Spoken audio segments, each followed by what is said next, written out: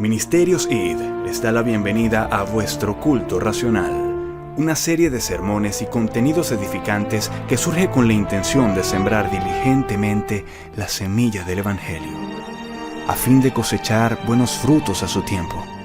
Mi nombre es Gabriel Arjona, y en esta oportunidad escucharemos el sermón que lleva por nombre 10 monedas y una camisa. Una impactante prédica de Paris Reidhead en la que denuncia enfáticamente la deshonrosa manera en que el humanismo se ha hecho presente en numerosos púlpitos. Oremos porque el Señor obre en nuestros corazones a través de su siervo y sin nada más que acotar, escuchemos la predicación de alrededor del año 1965 del pastor Reidhead. Que el Señor los bendiga. Hoy me gustaría hablarles del tema 10 monedas y una camisa, tal y como lo encontramos en Jueces capítulo 17. Primero voy a leer todo el capítulo 17 y luego voy a leer fragmentos del capítulo 18, para que tengamos claro el contexto. Hubo un hombre del monte de Efraín que se llamaba Micaía. Antes, permítanme comentarles un poco acerca del trasfondo de este suceso. Los amorreos se rehusaron a permitir a los de la tribu de Dan que tuvieran acceso a Jerusalén, y los habían confinado a vivir en el monte de Efraín. Es triste cuando el pueblo de Dios le permite al mundo que lo arrincone en una posición incómoda. Así que no podían ir a Jerusalén como acostumbraban, y encontramos que esto provocó los problemas que estamos a punto de ver. Hubo un hombre del monte de Efraín que se llamaba Micaía, el cual dijo a su madre: «Los 1100 siclos de plata que te fueron hurtados, acerca de los cuales maldijiste y de los cuales me hablaste, he aquí el dinero está en mi poder, yo lo tomé». Entonces la madre dijo: «Bendito seas de Jehová, hijo mío». Y le devolvió los 1100 siclos de plata a su madre, y su madre dijo: «En verdad he dedicado el dinero a Jehová por mi hijo, para hacer una imagen de talla y una de fundición. Ahora pues, yo te lo devuelvo». Mas él devolvió el dinero a su madre, y tomó su madre 200 siclos de plata, y los dio al fundidor, quien hizo de ellos una imagen de talla y una imagen de fundición, la cual fue puesta en la casa de Micaía. Y este hombre Micaía tuvo casa de dioses, e hizo efod y terafines, y consagró a uno de sus hijos para que fuera su sacerdote. En aquellos días no había rey en Israel, cada uno hacía como bien le parecía. Y había un joven de Belén, de Judá, de la tribu de Judá, el cual era levita y forastero allí. Este hombre partió de la ciudad de Belén de Judá para ir a vivir donde pudiera encontrar lugar. Y llegando en su camino al monte de Efraín, vino a casa de Micaía. Y Micaía le dijo: «¿De dónde vienes?». Y el levita le respondió: «Soy de Belén de Judá, y voy a ir donde pueda encontrar lugar». Entonces Micaía le dijo: «Quédate en mi casa, y serás para mí padre y sacerdote. Yo te daré 10 siclos de plata por año, vestidos y comida». Y el levita se quedó. Agradó pues al levita morar con aquel hombre, y fue para él como uno de sus hijos. Y Micaía consagró al levita, y aquel joven le servía de sacerdote, y permaneció en casa de Micaía. Y Micaía dijo: «Ahora sé que Jehová me prosperará, porque tengo un levita por sacerdote». Jueces capítulo 18, versículo del 1 al 6. En aquellos días no había rey en Israel, y en aquellos días la tribu de Dan buscaba posesión para sí donde habitar, porque hasta entonces no había tenido posesión entre las tribus de Israel. Y los hijos de Dan enviaron de su tribu 5 hombres de entre ellos, hombres valientes de Sora y Estaol, para que reconociesen y explorasen bien la tierra. Y les dijeron: «Id y reconoced la tierra». Estos vinieron al monte de Efraín hasta la casa de Micaía, y allí posaron. Cuando estaban cerca de la casa de Micaía, reconocieron la voz del joven levita, y llegaron allá y le dijeron: «¿Quién te ha traído acá? ¿Y qué haces aquí? ¿Y qué tienes tú por aquí?». Él les respondió: «De esta y de esta manera ha hecho conmigo Micaía, y me ha tomado para que sea su sacerdote».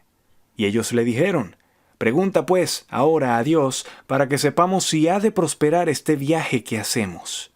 Y el sacerdote les respondió: «Id en paz, delante de Jehová está vuestro camino en que andáis».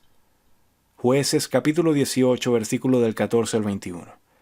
Entonces aquellos 5 hombres que habían ido a reconocer la tierra de Lais dijeron a sus hermanos: ¿No sabéis que en estas casas hay efod y terafines y una imagen de talla y una de fundición? Mirad, por tanto, lo que habéis de hacer. Cuando llegaron allá, vinieron a la casa del joven levita en casa de Micaía y le preguntaron cómo estaba. Y los 600 hombres que eran de los hijos de Dan estaban armados de sus armas de guerra a la entrada de la puerta.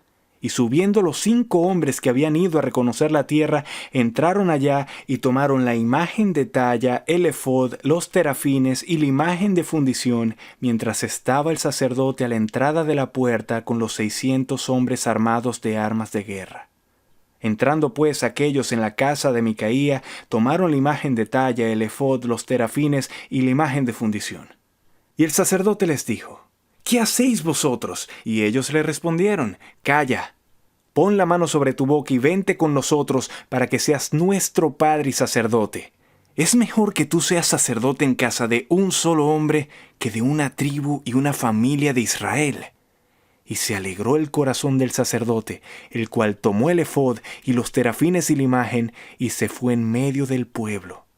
Y ellos se volvieron y partieron, y pusieron los niños, el ganado y el bagaje por delante. Bueno, en realidad este pasaje no es propiamente parte de la historia de los jueces, sino la recopilación de algunos relatos que nos permiten observar la condición social que existía durante el periodo en el que no había rey en Israel y cada quien hacía lo que bien le parecía. Por el contexto comprendemos que Micaía no podía llegar hasta Jerusalén y que quizá por eso y por alguna razón afín a su devoción decidió edificar en su propiedad una réplica del templo. Construyó lo que él pensó sería un edificio apropiado y elaboró además los utensilios del tabernáculo porque eran del mobiliario que tenía el templo, como el efod entre ellos. Pero también agregó algunas cosas de los pueblos que vivían alrededor, como terafines e imágenes que Dios había prohibido. Los terafines eran los ídolos que Raquel le robó a su padre. Pero no obstante, como podemos ver, él tenía el deseo de hacer las cosas lo mejor que pudiera. Así que tomó un poco de lo que el mundo decía y tomó un poco de lo que Dios le había revelado a Israel y lo mezcló, pensando que agradaría al Señor. Y cuando un predicador, un joven levita errante, llegó de Belén, la ciudad perteneciente a Judá, por supuesto estaba fascinado más de lo que podía expresar, ya que él también era levita y su madre era de la tribu de Judá. Aunque Micaía era de la tribu de Leví, Dios les había dado permiso por medio de Moisés de unirse y de casarse con personas de las otras 12 tribus de Israel. Al joven no le gustaba mucho la manera de vivir de los levitas, pues debían vivir de lo que los demás les ofrendaban. Y además tenía un impulso irresistible por viajar, por lo cual salió del lugar donde vivía a ver si podía arreglárselas mejor por su propia cuenta. Sentía que ser levita era bueno y además creía que podría obtener algunas ventajas por serlo. Así fue como llegó a casa de Micaía. Allí esperó, lo invitaron a pasar y le pidieron que se convirtiera en su sacerdote. Y Micaía hizo un trato con él. Le dijo: «Quédate en mi casa y serás para mí padre y sacerdote, y yo te daré 10 siclos de plata por año, vestidos y comida».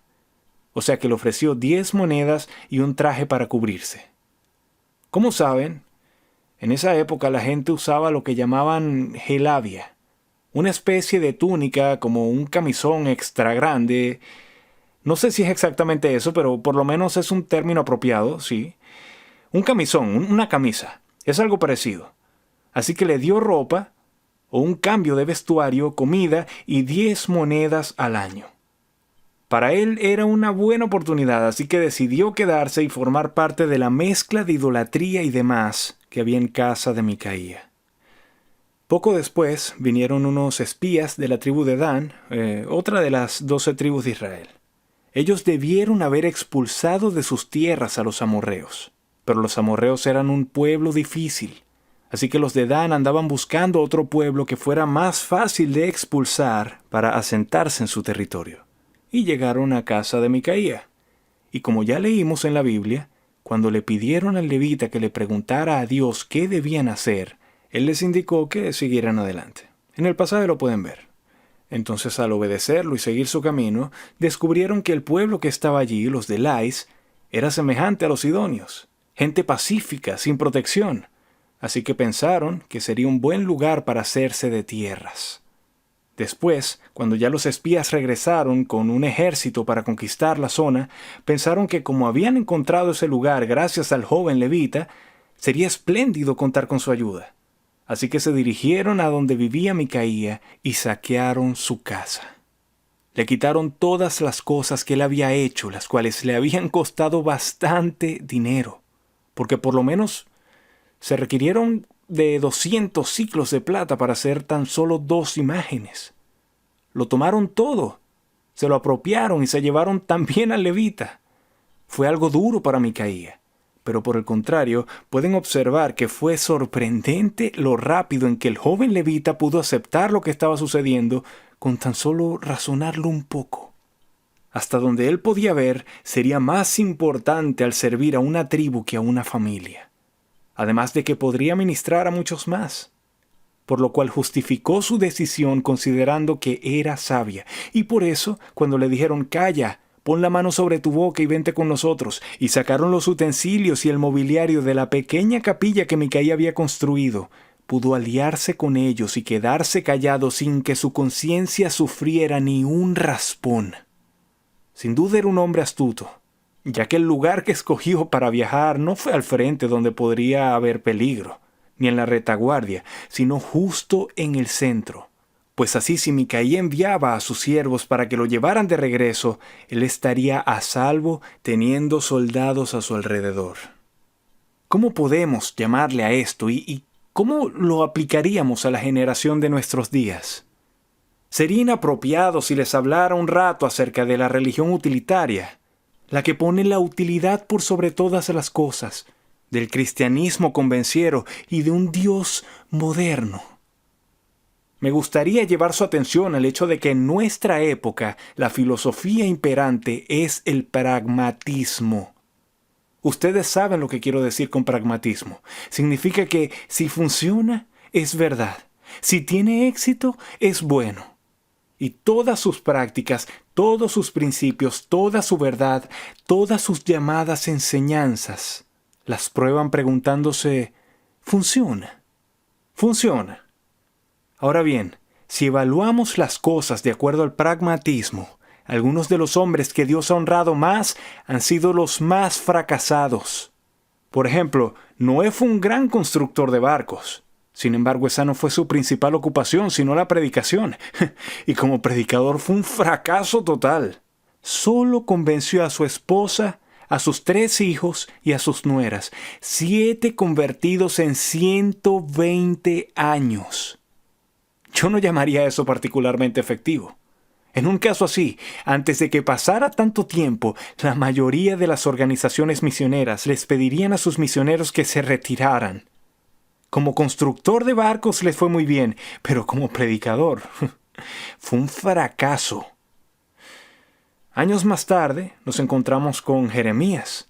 Él sí era un poderoso predicador, pero ineficaz también en cuanto a resultados. Si midieran estadísticamente lo exitoso que fue Jeremías, probablemente obtendría un gran 0. Porque encontramos que no tuvo buenos resultados con el pueblo, no tuvo buenos resultados con la realeza, incluso el consejo ministerial de su época votó en su contra y no querían nada que tuviera que ver con él. Al único que al parecer fue capaz de agradar fue a Dios. Pero aparte de eso, fue un claro fracasado. Y así llegamos a otra persona reconocida, al Señor Jesucristo, quien según el pragmatismo fue un fracaso de acuerdo con todos los estándares, ya que nunca fundó una iglesia o denominación, no fue capaz de construir una escuela, no tuvo éxito por establecer una asociación misionera, jamás publicó un libro, ni llegó a usar ni siquiera uno de los varios criterios o herramientas que nos son tan útiles en la actualidad. No estoy siendo sarcástico, en realidad son útiles. Nuestro Señor predicó durante 3 años, sanó a miles de personas, alimentó a varios miles más, y aún así, cuando todo terminó, solo hubo entre 120, digamos, apenas 500 a los que pudo revelarse después de su resurrección. El día en que fue entregado, un hombre le dijo: «Si los demás te abandonan, yo estoy dispuesto a morir por ti». Él lo miró y le dijo: «Pedro, no conoces tu propio corazón. Vas a negarme 3 veces antes de que cante el gallo esta mañana». Así que todos lo abandonaron y huyeron. Sí, comparado con cualquier estándar de nuestra generación o de cualquier otra generación, nuestro Señor fue un claro fracasado. La pregunta entonces se reduce a lo siguiente: ¿cuál es el estándar del éxito y cómo vamos a medir nuestra vida y nuestro ministerio? Y la pregunta que se van a hacer ustedes mismos es: ¿para mí Dios es un fin o un medio? Tienen que considerar desde el principio de su vida cristiana si están considerando a Dios como un medio o como un fin, pues nuestra generación está dispuesta a honrar y a mencionar como destacado a cualquiera que tenga éxito sin importar que haya resuelto esta cuestión o no. Mientras haga las cosas, cumpla con su trabajo y se pueda decir, funciona, ¿no? Entonces nuestra generación está lista para decir, bueno, se lo tenemos que reconocer. Así que es necesario preguntarnos, ya sea al principio de nuestro ministerio o a la mitad de nuestro peregrinar, mientras vamos caminando, ¿vamos a ser levitas que sirven a Dios por 10 monedas y una camisa? A veces, al igual que ese levita, servimos a los hombres en nombre de Dios en lugar de servir a Dios. Porque aunque él era un levita y desempeñaba actividades religiosas, en realidad estaba buscando un lugar en el que lo reconocieran, un lugar en el que lo aceptaran, donde le dieran seguridad y pudiera brillar de acuerdo a los valores que para él eran importantes. Él se dedicaba a servir en actividades religiosas. Ese era su negocio, por lo cual quería conseguir un empleo religioso. Por eso se alegró mucho cuando se enteró de que Micaía tenía una vacante. Él había decidido que valía 10 monedas y una camisa y estaba listo para venderse a cualquiera que le diera eso. Pero si alguien llegaba por el camino y le ofrecía más, como sucedió, se vendería a esa persona. Él se puso su precio y decidió que sus actividades eran solo un medio para obtener un fin. Dios era el medio para conseguir su fin. Ahora bien, con el propósito de comprender lo que esto implica en el siglo XX, necesitamos irnos 100 o 140 años atrás, al momento cuando hubo un fuerte ataque sobre el cristianismo, justo después de los grandes avivamientos en Estados Unidos, cuando Finney fue utilizado grandemente por Dios. El Espíritu Santo había sido derramado con poder sobre ciertas porciones de nuestro país, y de pronto vino un abierto ataque a nuestra fe desde Europa por medio de tremendas críticas. Darwin acababa de postular su teoría de la evolución y los filósofos se la adaptaron a sus filosofías y los teólogos la aplicaron a las Escrituras. Así que podemos marcar el inicio de un ataque frontal en contra de la palabra de Dios alrededor de 1850. Satanás siempre la había estado atacando insidiosamente. Sin embargo, en ese momento se abrió la temporada de caza sobre el libro, una temporada de caza franca sobre la iglesia. En ese tiempo Voltaire llegó a declarar que viviría para ver cuando la Biblia se convirtiera en una reliquia que solo se encontraría en museos, pues sería totalmente destruida por los argumentos que estaba presentando con tanto ahínco en su contra. ¿Y cuál fue el resultado de ese ataque?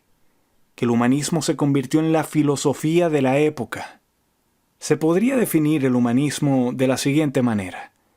El humanismo es una declaración filosófica que establece que el fin de todo lo que existe es la felicidad humana, que la razón de la existencia del hombre es la felicidad. Ahora bien, de acuerdo con el humanismo, la salvación solo es un asunto de obtener toda la felicidad que se pueda. Si uno es influenciado por alguien como Nietzsche, quien dice que la única verdadera satisfacción en la vida es el poder, que el poder se justifica a sí mismo, que después de todo el mundo es una jungla, Luego entonces depende del hombre ser feliz, al llegar a ser poderoso. Debe volverse poderoso por todos los medios que pueda utilizar, porque solo en esa posición de ascensión puede ser feliz. Con el correr del tiempo, el humanismo produciría a un Hitler, quien tomaría la filosofía de Nietzsche como su principio de dirección, guía y operación, y quien le dijo a su pueblo: estamos destinados a dominar el mundo, por lo tanto cualquier medio que podamos usar para lograrlo es nuestra salvación. Pero alguien más volteó y dijo: bueno, no, el fin de la existencia es la felicidad, sí, pero la felicidad no proviene de ejercer autoridad sobre la gente. La felicidad se obtiene de las experiencias sensuales. Y ese pensamiento dio como resultado el tipo de existencialismo que caracteriza a la Francia de hoy, que ha dado origen a la filosofía hippie en Estados Unidos y a la asquerosa sensualidad de nuestro país. Así que ya que el hombre es esencialmente un animal glandular, cuyos momentos de mayor éxtasis provienen del ejercicio de sus glándulas, la salvación sería simplemente encontrar la forma más deseable de gratificar esa parte de una persona. Y ese tipo de pensamiento llegó a ser el resultado del humanismo al decir que el fin de todo lo que existe es la felicidad del hombre.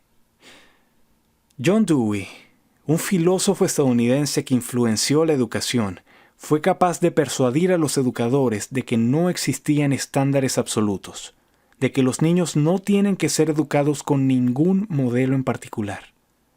Para él el fin de la educación es simplemente permitirle al niño expresarse a sí mismo y desarrollar lo que es, para que encuentre su felicidad al ser lo que él quiera ser. Así que obtuvimos una permisividad cultural en la que cada persona puede hacer lo que le parezca bien y en la que no hay un Dios que gobierne sobre nosotros. La Biblia ha sido desechada, rechazada y desaprobada. Dios destronado, Él no existe. Obviamente no tiene una relación personal con los individuos. ¿Jesucristo fue un mito o solo un hombre? Eso es lo que se ha enseñado. El fin de nuestra existencia es la felicidad. El individuo puede establecer los estándares de su propia felicidad e interpretarlos a su manera. Ahora bien, como la religión tenía que seguir existiendo porque muchas personas vivían de eso, tuvieron que encontrar una manera de justificar su existencia. Así que alrededor de 1850, la iglesia se dividió en dos grupos, uno de los cuales fue el de los liberales, que aceptaron la filosofía del humanismo y trataron de obtener cierta fama diciéndole algo así a su generación. Bueno, pues no estamos seguros de que exista el cielo, ni tampoco de que exista el infierno, pero sí sabemos que tienes 70 años para vivir. Y también sabemos que puedes beneficiarte mucho con la poesía, con los pensamientos sublimes y con las nobles aspiraciones. Por lo tanto, es importante que vengas a la iglesia los domingos para que podamos leer un poco de poesía y para que te demos algunos refranes y axiomas que te ayuden a vivir. No te podemos decir nada acerca de lo que va a suceder cuando mueras, pero sí te vamos a decir esto. Si vienes todas las semanas y pagas y ayudas y te quedas con nosotros, vamos a ponerle amortiguadores a tu carreta y tu viaje será más cómodo. No podemos garantizarte lo que vaya a suceder cuando mueras, pero si vienes con nosotros, vamos a hacer que seas más feliz mientras vivas. Así que este tipo de pensamiento se convirtió en la esencia del liberalismo. Tratar de poner un poco de azúcar en el amargo café de la travesía humana para endulzarla un rato. Eso era todo lo que el liberalismo podía decir. Bueno, en ese momento como ahora, la filosofía del ambiente era el humanismo. El fin principal de la existencia era la felicidad del hombre. Pero había otro grupo de personas que se habían mantenido lejos de los liberales. Este era el grupo al que yo pertenezco, los fundamentalistas. Cada uno de ellos decía: creo en que la Biblia fue inspirada por Dios, creo en la deidad de Jesucristo, creo en el infierno, creo en el cielo, creo en la muerte, en la sepultura y en la resurrección de Cristo. Pero recuerden, el ambiente es el humanismo. Y el humanismo dice que el fin principal de todo lo que existe es la felicidad del hombre. Y el humanismo es como el hedor que sale de un foso, lo contamina todo. El humanismo es como una enfermedad, como una epidemia, está por todos lados. Así que no pasó mucho tiempo antes de que las cosas cambiaran. Al principio los fundamentalistas se reconocían entre sí porque decían, yo creo estas cosas. Eran hombres que en su mayoría se habían encontrado personalmente con Dios. Pero poco después de haber dicho, estas son las cosas que nos establecen como fundamentalistas, la siguiente generación dijo, así es como puedes llegar a ser un fundamentalista. Es bueno que creas en la inspiración de la Biblia, cree en la deidad de Cristo, cree en su muerte, su sepultura y su resurrección. Sé un fundamentalista. Hasta que finalmente el humanismo llegó a nuestra generación, en la que todo el plan de salvación se resume en aceptar algunas declaraciones de doctrina y en la cual se considera cristiana una persona porque puede decir que sí a 4 o 5 preguntas que le hagan. Si saben en qué momento decir que sí, alguien le da una palmada en la espalda, le estrecha la mano y le dice, hermano, eres salvo. Ha llegado al punto en el cual la salvación no es otra cosa más que aceptar un esquema o fórmula. Y el fin de todo esto es la felicidad del hombre, porque el humanismo ha penetrado. Si se analizara el fundamentalismo actual, en contraste con el liberalismo de hace un siglo, tal y como se desarrolló, porque no le estoy marcando una fecha exacta, el resultado sería algo como esto.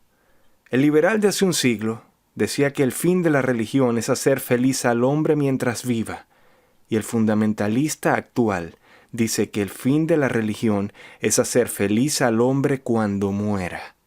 Pero otra vez, se está proclamando que el fin de toda la religión es la felicidad del hombre. El liberal decía, por medio del cambio social y del orden político terminaremos con la corrupción, el alcoholismo, la drogadicción y la pobreza.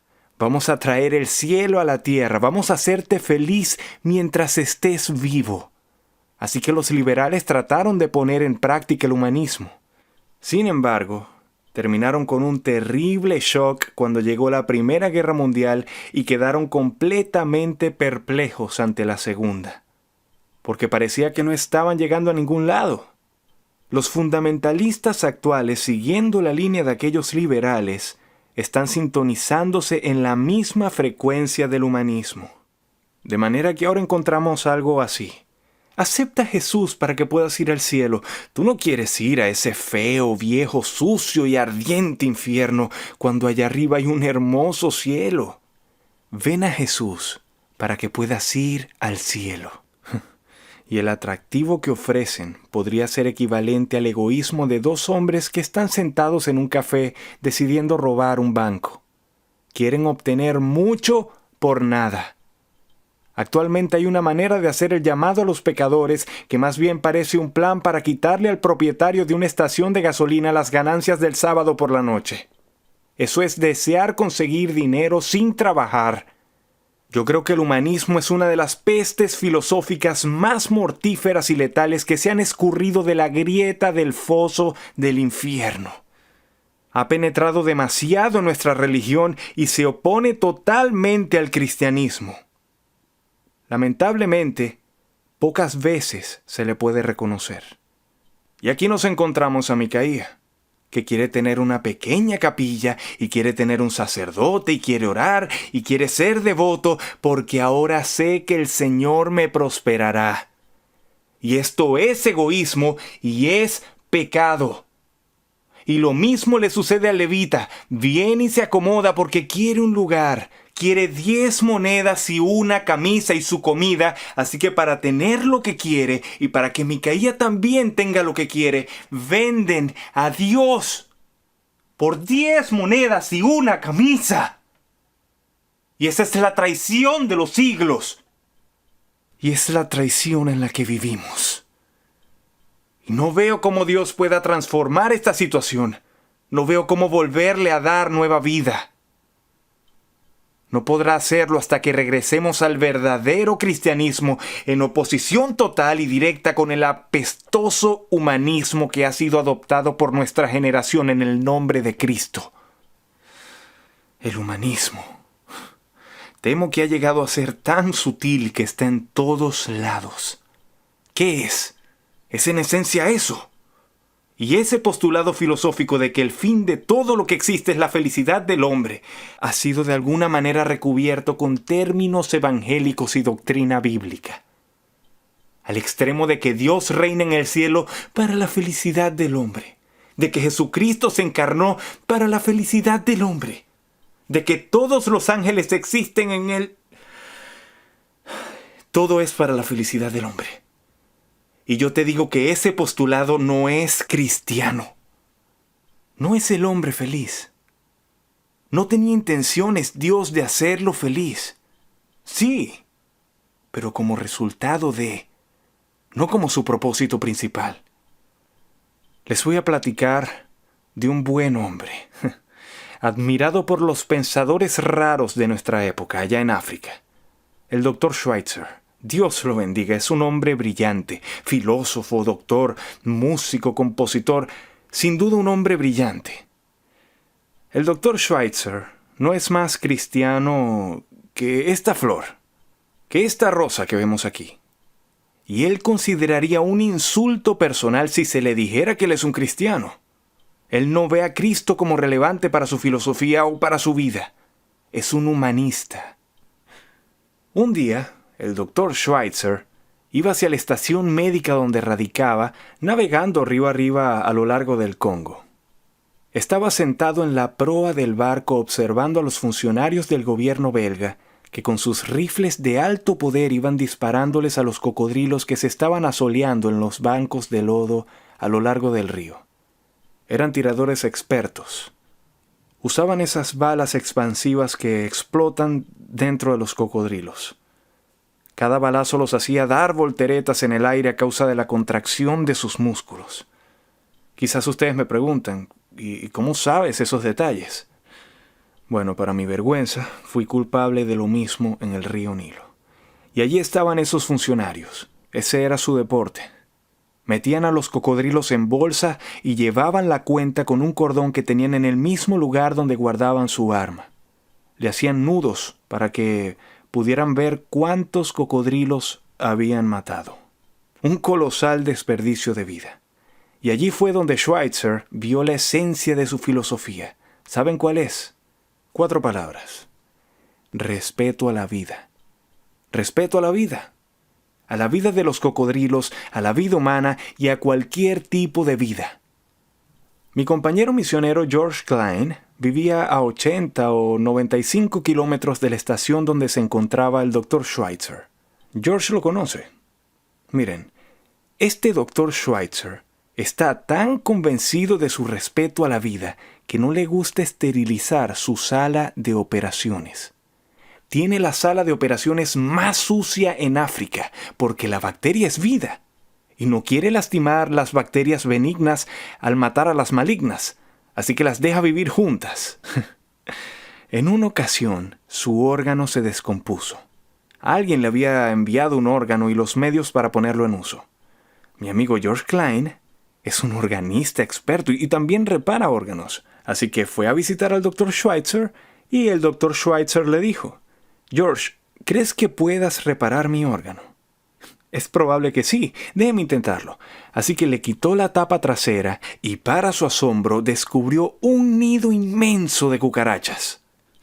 Con su entusiasmo y celo estadounidense, George comenzó a aplastar las cucarachas sin dejar que ninguna se escapara, y el buen doctor salió de su habitación con el cabello más parado de lo que había estado en mucho tiempo a causa de su enojo y gritó: «¡Detente en este momento!». «¿Por qué? Si están arruinando tu órgano». «No importa. Solo están haciendo lo que hacen por naturaleza. No las puedes matar por eso». Entonces uno de los muchachos entró y le dijo: «No se preocupe, señor Klein». Se agachó y con mucha ternura las levantó. Metió en una pequeña bolsa todas las cucarachas que encontró y enrolló la boca de la bolsa. Se la llevaron a la selva y ahí la soltaron. Este era un hombre que creía en su filosofía, respeto a la vida. Vivía dedicado a ella por completo, congruente por completo, incluso cuando se trataba de microbios o de cucarachas. ¿Lo ven? Eso es el humanismo. Bueno, y eso es congruencia. Ahora les pregunto, ¿cuál es la filosofía de las misiones? ¿Cuál es la filosofía del evangelismo? ¿Cuál es la filosofía cristiana? Si me preguntan por qué fui a África, les voy a decir que fui principalmente para mejorar la justicia de Dios. No pensaba que estuviera bien que nadie se fuera al infierno sin la oportunidad de ser salvo. Así que fui para darles a los pobres pecadores la oportunidad de irse al cielo. Ahora bien, no lo he explicado más, pero si analizan bien lo que acabo de decir, ¿saben qué es? Es humanismo. Yo simplemente estaba tratando de usar las provisiones de Jesucristo como un medio para mejorar las condiciones humanas de sufrimiento y pobreza. Y cuando fui a África, descubrí que los africanos no eran unos paganos pobres e ignorantes corriendo por la selva esperando que alguien les explicara cómo ir al cielo. Eran unos monstruos de iniquidad. Estaban viviendo en contra de y con un desprecio al conocimiento de Dios mucho mayor del que me imaginaba. Ellos se merecían el infierno, porque se rehusaban a caminar a la luz de sus conciencias, a la luz de la ley que ya tenían escrita sobre sus corazones con el testimonio de la naturaleza y la verdad. Estaba tan enojado que en una ocasión que estaba orando, le reclamé a Dios que me hubiera enviado con gente que no estaba esperando escuchar cómo llegar al cielo. Pues cuando llegué ahí, me encontré con que ya sabían del cielo y no querían ir allá porque amaban su pecado, preferían quedarse en él. Fui allí motivado por el humanismo. Había visto fotografías de leprosos, había visto fotografías de gente con llagas, había visto fotografías de funerales nativos. Y yo no quería que mis semejantes humanos sufrieran eternamente en el infierno después de una existencia tan miserable en la tierra. Pero fue allí en África donde Dios comenzó a arrancarme el recubrimiento de ese humanismo. Y fue ese día cuando estuve orando en mi habitación con la puerta cerrada que luché con Dios. Porque allí estaba yo, llegando a la conclusión de que la gente que yo pensaba que era ignorante y que quería saber cómo ir al cielo y que estaba diciendo que alguien venga a enseñarnos, en realidad no quería tomarse el tiempo de hablar conmigo ni con nadie más. No estaban interesados ni en la Biblia ni en Cristo y amaban su pecado y querían seguir en él. Y fue en ese lugar, en ese momento, donde sentí que todo era una burla. Una farsa, que me habían visto la cara. Allí a solas en mi habitación, al enfrentar a Dios con toda franqueza, con lo que sentía en mi corazón, me pareció como si lo escuchara decirme: sí, Paris, así es. Y el juez de toda la tierra no hará justicia. Los impíos están perdidos y se van a ir al infierno, y no porque no hayan escuchado el Evangelio. Se van a ir al infierno porque son pecadores que aman su pecado y porque se merecen el infierno. Pero yo no te envié por ellos, no te envié por su causa. Y lo escuché claramente como nunca, aunque no con una voz física, sino que era el eco de la verdad de los siglos, abriéndose camino a través de un corazón abierto. Escuché que Dios me dijo al corazón ese día algo así: no te envié a África por causa de los perdidos. Te envié a África por mi causa.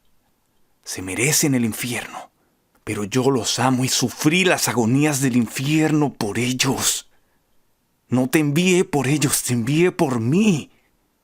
No merezco la recompensa de mi sufrimiento. No merezco a aquellos por quienes morí. Y eso lo puso todo de cabeza, y lo cambió todo, y lo colocó en la perspectiva correcta. En ese momento dejé de trabajar para mi caía por 10 monedas y una camisa. Estaba sirviendo un Dios vivo. Ya no estaba por causa de los perdidos, estaba allí por el Salvador que sufrió las agonías del infierno por mí, aunque Él no lo merecía. Pero sí los merecía a ellos, porque murió por ellos. ¿Lo ven? Déjenme concluir, déjenme resumir. El cristianismo establece: el fin de todo lo que existe es la gloria de Dios. El humanismo proclama: el fin de todo lo que existe es la felicidad del hombre. Uno de estos principios nació en el infierno, la deificación del hombre. El otro nació en el cielo, la glorificación de Dios. Uno es un levita sirviendo a Micaía, el otro es un corazón que es indigno de servir al Dios vivo, porque ese es el honor más alto en el universo. ¿Y qué hay de ti? ¿Tú por qué te arrepentiste? Me gustaría ver a algunas personas arrepentirse de nuevo en los términos bíblicos. George Whitefield entendió esto. Él estuvo una vez en Boston Commons hablando delante de 20,000 personas y les dijo: escuchen, pecadores. Ustedes son unos monstruos de iniquidad, se merecen el infierno, y lo peor de su crimen es que aunque han sido criminales, no han tenido la gracia de reconocerlo. Y si no lloran por sus pecados y sus crímenes en contra de un Dios santo, George Whitefield va a llorar por ustedes. Ese hombre levantaba la cabeza y lloraba como un bebé. ¿Por qué? ¿Porque estaban en peligro de ir al infierno? No. Lloraba porque eran monstruos de iniquidad que ni siquiera veían su pecado ni se preocupaban por sus crímenes. ¿Ven la diferencia? ¿Ven la diferencia? La diferencia es que aquí, ahora, está alguien temblando porque va a ser herido en el infierno y ni siquiera se da cuenta de la enormidad de su pecado. Y no entiende su insulto en contra de la deidad, solo está temblando porque su piel está a punto de rostizarse. Tiene miedo. Y les digo que aunque el miedo es una buena preparación para la gracia, no debemos quedarnos allí. Y el Espíritu Santo no se detiene allí. Esta es la razón por la cual nadie puede recibir a Cristo para salvación hasta que no se arrepienta. Y nadie se puede arrepentir hasta no haber sido convencido de pecado. Y la convicción es una obra del Espíritu Santo que ayuda al pecador a ver que es un criminal delante de Dios, que se merece toda la ira de Dios, y que si Dios lo enviara al último rincón del infierno para siempre durante 10 eternidades, es porque al ver sus crímenes decide que se lo merece por completo y 100 veces más. Y esa es la diferencia entre la predicación del siglo XX y la predicación de John Wesley. Wesley es un predicador de justicia que exaltaba la santidad y la justicia de Dios y la sabiduría de sus requisitos, y la justicia de su ira y de su furor. Les hablaba a los pecadores y les exponía la enormidad de sus crímenes, su abierta rebelión y su traición y su anarquía. Y entonces el poder de Dios descendía de tal manera sobre la multitud que en una ocasión fuentes confiables reportaron que cuando terminó de predicar, había 1,800 personas tiradas en el suelo completamente inconscientes, porque habían tenido una revelación de la santidad de Dios y frente a esa luz habían visto la enormidad de sus pecados. Y Dios había penetrado su mente y su corazón de tal forma que habían caído a tierra. Eso no solo sucedió en la época de Wesley. Lo mismo sucedió en Estados Unidos, en New Haven, Connecticut, en Yale. Un hombre llamado John Wesley Redfield ministraba continuamente alrededor de New Haven, culminando con unas grandes reuniones que se hacían en el gimnasio de Yale, el primer gimnasio que hubo en Yale en el siglo XVIII. En esa época la policía estaba acostumbrada a que, si veían a alguien tirado en el piso, se acercaban a esa persona y olían si tenía aliento alcohólico. Si tenía aliento alcohólico, lo encerraban. Pero si no, era que tenía la enfermedad de Redfield. Y lo único que necesitaban hacer era llevarlo a un lugar apartado y esperar a que volviera en sí, pues sabían que si habían sido borrachos, dejaban la bebida. Si habían sido crueles, no volvían a hacerlo. Si habían sido inmorales, renunciaban a su inmoralidad. Si habían sido ladrones, devolvían lo que tenían en su poder. Al ver la santidad de Dios frente a la enormidad de su pecado, el Espíritu de Dios los dejaba inconscientes por el peso de su culpa. Cuando se derramaba el poder de Dios, los pecadores se arrepentían de su pecado y se acercaban a la salvación de Cristo. Había una gran diferencia. No era tratar de convencer a un buen hombre de que estaba en líos con un Dios malo. Era convencer a hombres malos de que se merecían la ira y el furor de un Dios bueno. Y la consecuencia era el arrepentimiento que llevaba a la fe, que conducía a la vida. Queridos amigos, solo hay una razón para que un pecador se arrepienta, y esa es porque Jesucristo se merece la adoración, la reverencia, el amor y la obediencia de su corazón. No porque va a ir al cielo. Si la única razón por la que te arrepentiste, querido amigo, fue para evitar el infierno, solo eres un levita sirviendo por 10 monedas y una camisa. Eso es todo. Estás tratando de servir a Dios para que te prospere, pues un corazón arrepentido es un corazón que ha visto algo de la enormidad del crimen de jugar a ser Dios y de negarle al justo y recto Dios la adoración y la obediencia que se merece. ¿Por qué debería arrepentirse un pecador? Porque Dios se merece la obediencia y el amor que se ha negado a darle, no para irse al cielo. Si la única razón por la que un pecador se arrepiente es para ir al cielo, no es más que tratar de hacer un negocio con Dios. ¿Por qué un pecador debe abandonar sus pecados? ¿Por qué se le debe desafiar a hacerlo? ¿Por qué debe restituir los daños cuando viene a Cristo? Porque Dios merece la obediencia que exige. He hablado con personas que no tienen la seguridad de que los pecados puedan ser perdonados. Quieren sentirse seguras antes de estar dispuestas a entregarse a Cristo.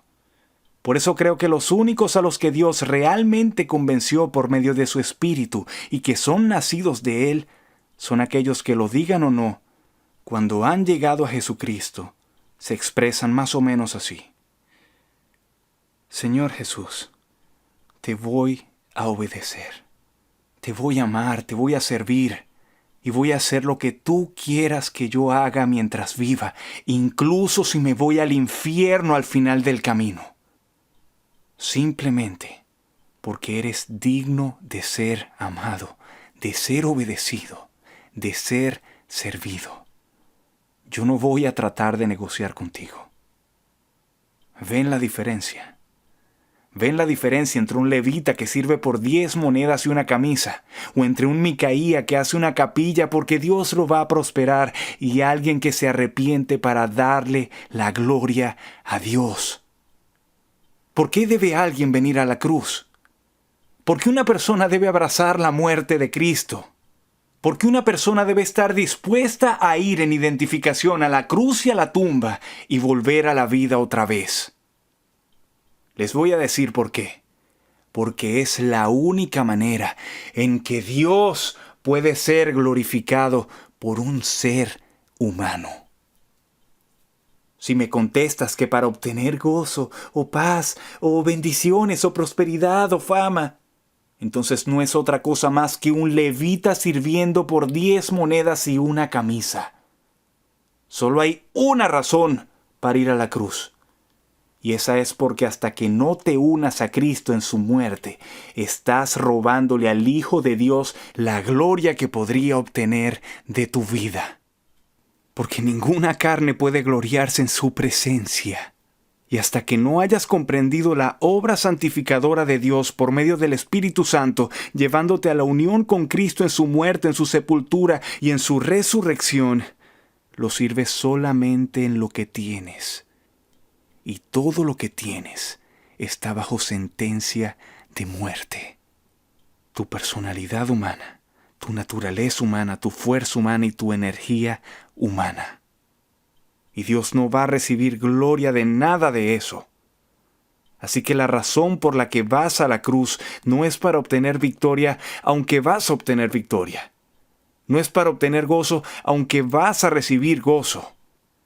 La razón para abrazar la cruz y perseverar hasta que puedas testificar como Pablo, estoy crucificado con Cristo, no es lo que vas a obtener de ello, sino lo que Él va a sacar de ti para la gloria de Dios. ¿Por qué no has perseverado para conocer la plenitud del Espíritu Santo? ¿Por qué no has perseverado para conocer la plenitud de Cristo? Te voy a decir por qué. Porque la única manera posible de que Cristo pueda recibir la gloria de una vida que ha sido redimida por su preciosa sangre es cuando puede llenar esa vida con su presencia y vivir a través de ella su propia vida. Lo genial de nuestra fe no es que aparentemos como el levita que fue contratado para servir a Dios. No. Lo genial de nuestra fe es que lleguemos a un punto en el que sepamos que no podemos hacer nada más que presentar el vaso y decir: Señor Jesús, tú eres quien tiene que llenarlo y todo lo que tenga que hacer tiene que ser hecho por ti y para ti. Pero no lo hacen así. Conozco a mucha gente que está tratando de conocer la plenitud de Dios solo para poder usar a Dios. Un joven predicador me fue a ver cuando estaba yo en Huntington, West Virginia, y me dijo: hermano Reedhead, tengo una iglesia grandiosa, un programa de escuela dominical maravilloso y el ministerio de radio está creciendo cada día, pero siento una necesidad personal, una carencia interior. Necesito ser bautizado en el Espíritu Santo, necesito ser lleno del Espíritu. Una persona me dijo que Dios había tratado con usted de forma especial y por eso vine. Me pregunto si me podría ayudar. Miré al joven y ¿saben a quién se parecía? A mí. Se parecía a mí. Vi en él todo lo que había en mí. ¿Pensaste que iba a decir lo que había en mí antes de que...? No, pues no. Escucha. Si alguna vez te has visto a ti mismo, sabes que nunca vas a ser más de lo que eras. Porque yo sé que en mí, esto es en mi carne, no mora el bien. Se parecía a mí. Ese joven era como un hombre que llega a la gasolinera en un Cadillac y le dice al del servicio: llénalo, amigo, con la gasolina de mayor octanaje que tengas. Bueno, así es como ese joven se veía. Él solo quería el poder para mejorar su programa. Y Dios no va a ser un medio para los fines de nadie. Yo le dije: estoy sumamente apenado, pero no creo poder ayudarlo.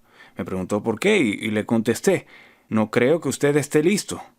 Mire, nada más imagínese. Es que usted llega con un Cadillac, su escuela dominical, su programa de radio y su iglesia. Todo lo que ha logrado viene siendo para usted como poseer un Cadillac. Eso está muy bien. Le ha ido sumamente bien sin el poder del Espíritu Santo. Eso es lo que un cristiano chino dijo cuando regresó a China y le preguntaron: ¿qué fue lo que más te impresionó de Estados Unidos? Y respondió: las grandes cosas que los estadounidenses pueden lograr sin Dios. Este joven predicador que me fue a buscar había logrado bastante sin Dios, como él mismo lo reconoció. Y lo que me pedía era un poco de poder para lograr sus fines todavía más altos. Yo le dije: no. En este momento usted está sentado detrás del volante de su Cadillac y le está diciendo a Dios: dame poder para que pueda avanzar. Y esto no es así. Usted tiene que hacerse a un lado. Pero conocí al tipo, porque me conocía a mí mismo, y le expresé: no. Eso no va a funcionar. Tiene usted que pasarse al asiento de atrás. Pero me parecía verlo estirándose desde atrás para alcanzar el volante.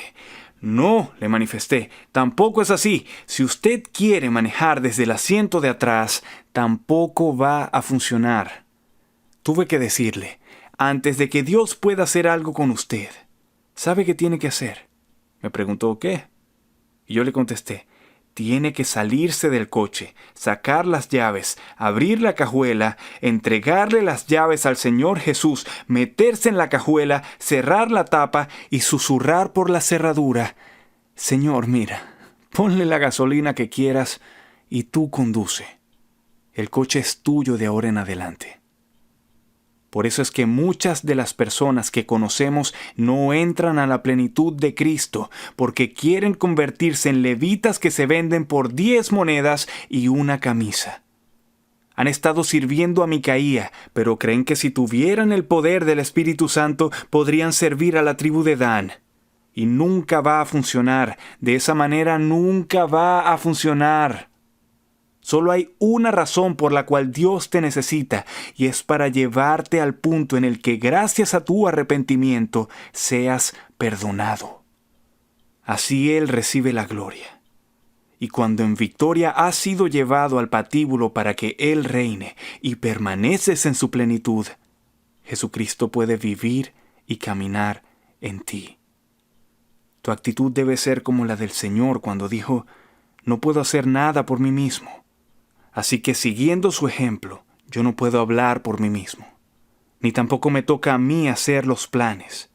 La única razón de mi existir debe ser la gloria de Dios en Jesucristo. Si yo te dijera, ven a recibir la salvación para que puedas ir al cielo, ven a la cruz para que puedas tener gozo y victoria, ven a la plenitud del Espíritu para que puedas estar satisfecho, estaría cayendo en la trampa del humanismo.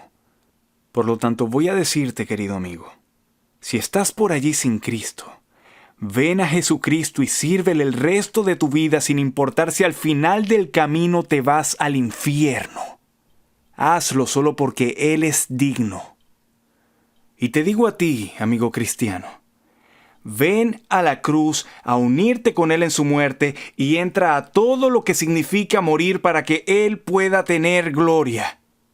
Te digo a ti, querido cristiano, si no conoces la plenitud del Espíritu Santo, ven y presenta tu cuerpo como sacrificio vivo y deja que Él te llene para que en ti se cumpla el propósito de su venida y Él sea glorificado a través de tu vida. No es lo que tú vas a obtener de Dios, es lo que Dios va a obtener de ti.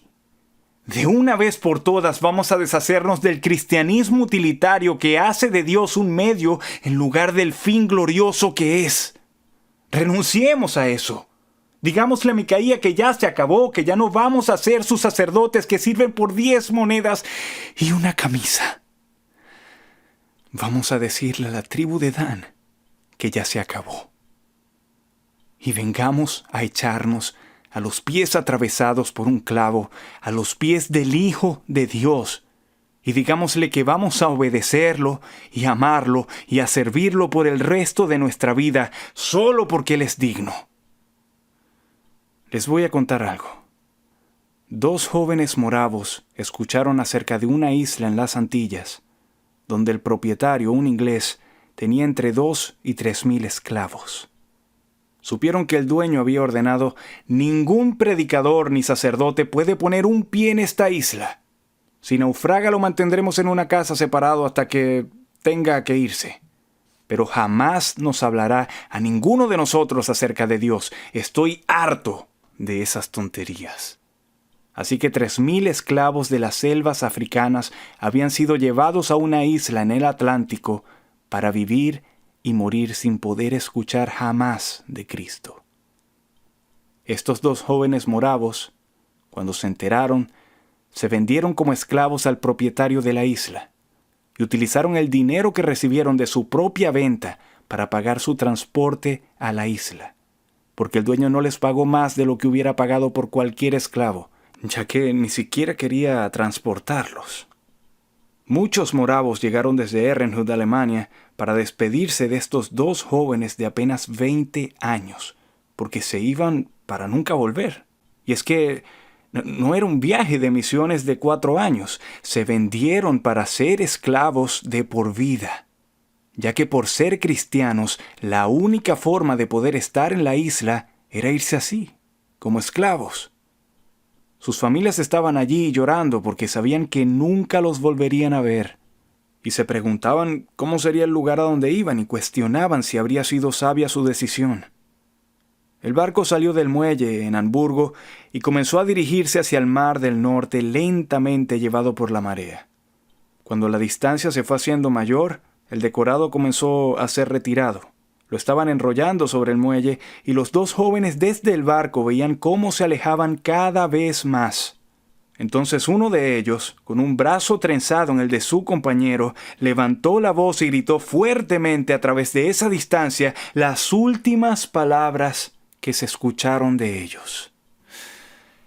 Que el Cordero que fue inmolado reciba la recompensa por su sufrimiento. Estas palabras se convirtieron en el llamado de las misiones moravas. Y esta es la única razón de existir, que el Cordero que fue inmolado reciba la recompensa por su sufrimiento. Si ha sido de bendición para usted este tiempo, damos las gracias al Señor por ello y nos encantaría que nos lo hiciera saber a través de los comentarios. Además, le invitamos a suscribirse a nuestro canal y a dejar un me gusta en este video. Al único y sabio Dios, por medio de Jesucristo, sea la gloria por siempre. Amén.